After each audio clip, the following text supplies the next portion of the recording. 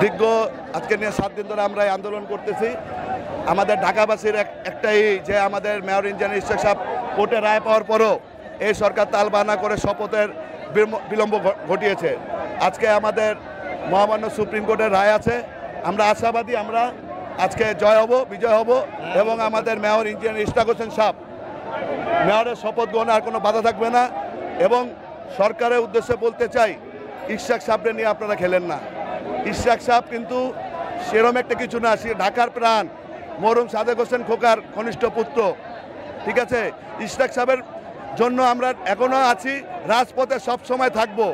আমাদের একটাই ঢাকাবাসীর দাবি, ইশরাক সাহেবকে খুব দ্রুত মেয়র শপথ গ্রহণ করা, এটাই আমাদের একমাত্র দাবি। 36 বিএনপি জিন্দাবাদ জিন্দাবাদ জিন্দাবাদ জিন্দাবাদ 36 বিএনপি 36 বিএনপি জিন্দাবাদ জিন্দাবাদ জিন্দাবাদ জিন্দাবাদ 36 বিএনপি ইশরাক ভাইয়ের ভয় নাই, রাজপথ ছাড়ি নাই, রাজপথ ছাড়ি নাই, ইশরাক ভাইয়ের ভয় নাই, ইশরাক ভাইয়ের কিছু হলে চলবে আগুন ঘরে ঘরে, চলবে